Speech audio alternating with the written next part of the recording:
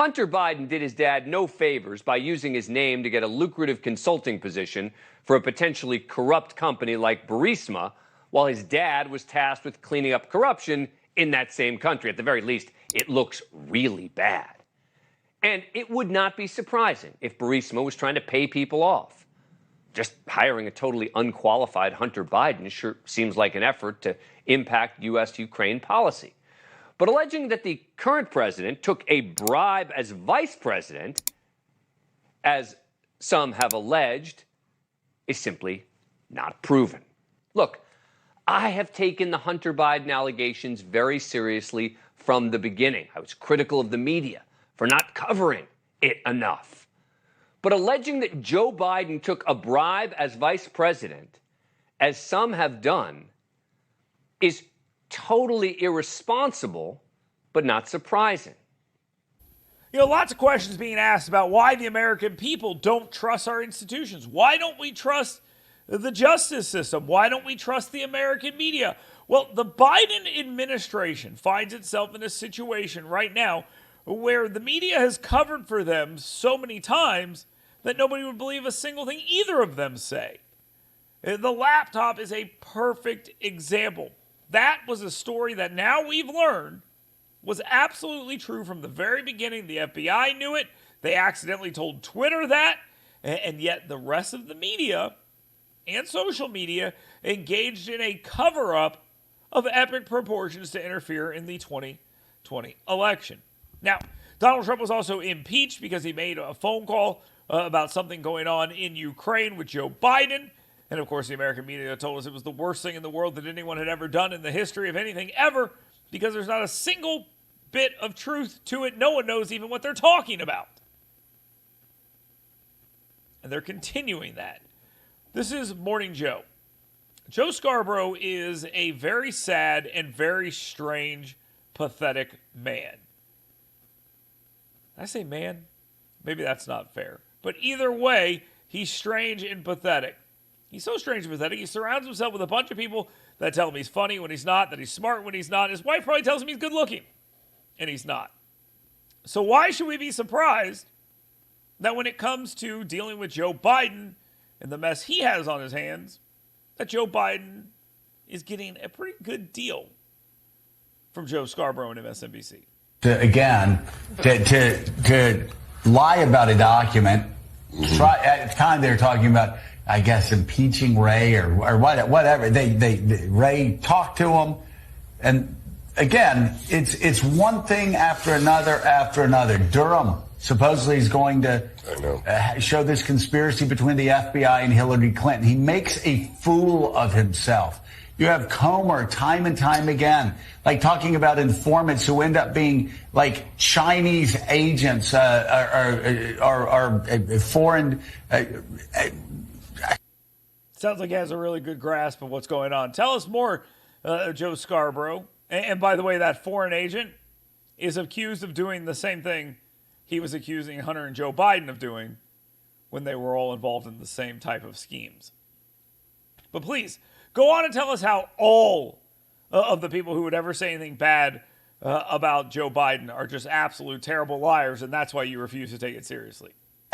I don't know exactly what they are, but they're doing the business of the Chinese Communist Party illegally. They're funneling Iranian oil, smuggling it illegally to the communist Chinese. They're illegal arms dealers. You go down the list. And then you've got these other people who are supposedly these IRS informants who basically get up there and go, yeah, it was actually Donald Trump.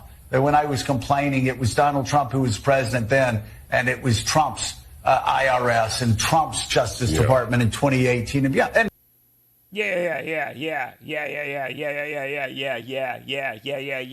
No, none of that's true. But Joe Scarborough, he's got a job to do, and boy, he's trying. And here we have a document that, again, that's complete nonsense. And you have Chuck Grassley going, I don't care whether he's guilty or not. Well, obviously, none of that is true. And Joe Scarborough is, of course, losing his mind, as always, trying to make the argument that there is nothing to see here. Same exact argument they were making, obviously, before with Joe Biden and Hunter Biden. And at least on CNN, they gave it a little bit of a look. Let's check it out.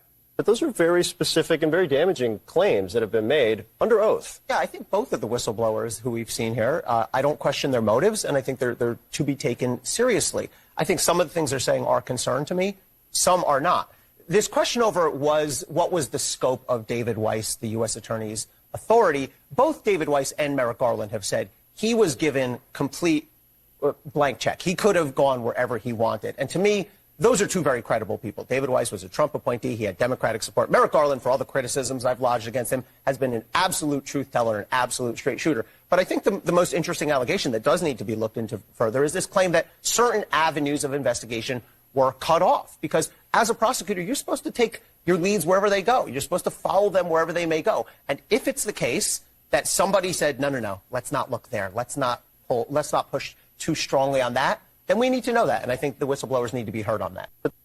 It would be nice if the whistleblowers were heard on that. I agree with the individual, Ellie Hong, I believe on CNN, saying those things. It's good. It's good. It's good to actually say, let's listen to what these people have to say. But is there any evidence that the American media is interested in that at all? That they're interested in looking into anything that involves the Bidens? The only thing that they've done so far is try to demonize the people blowing the whistles. And the whistleblowers were supposed to be the heroes of the Trump administration. But now they're the villains who need to be destroyed at any cost. Again, I give them a little bit of props here for at least listening and saying we need to hear them out. It is kind of weird to say these individuals are credible, talking about the investigator and the individuals who are the whistleblowers, and then say, yeah, but Merrick Garland and the prosecutor, they have good credibility too, even though these individuals are telling you, hey, we were told not to go down this path. And if that's true, there's a real problem there. But here we are, getting very little coverage of a piece of information that is now out, laying out a pretty serious line of details that if they had wanted to, they could have brought these things out during Trump's impeachment and said, look, here's what the FBI has about this. We've looked into this and there's nothing. They could easily have done that. They could do that now and say, hey, we've looked into that and there is nothing here.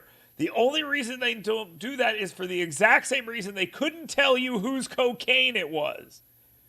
Because if they deny it, somebody will say you're lying. If they said the cocaine wasn't Hunter's, somebody would have said they were lying. So instead they said, we just don't know. No, we'll just stay quiet. Nobody can call us a liar. We won't comment. Nobody can call us a liar. But how many lies have to be told before we understand that there's something going on here? Okay? We know that there are millions of dollars that Hunter Biden did not claim on his taxes, but the statute of limitations is done, so there's nothing we can do about it. The laptop, we were told that that was fake. Turns out that's a lie. And the FBI was engaged in that lie. And yes, it happened under Donald Trump. He allowed the swamp to eat him. That's exactly right. But that doesn't mean that it's not true. And the American media was engaged in that. Joe Biden regularly said, I don't do business with my son. I don't do business with my son. I don't know anything about his business. I don't know anything about his business. And now all these pieces are coming together that show he's the big guy, which we all knew that. We all know who the big guy is. If not him, who? Just ask that question to people and see what they have to say, because there is no reasonable response to it.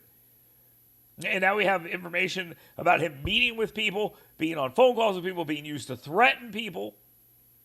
And now we're pretending like these things are just happenstance or complete fabrications. They don't care about getting to the bottom of it. They just don't care. If this was Donald Trump, they'd be beside themselves, period. But because it's Joe Biden, they're standing beside him, trying to protect him.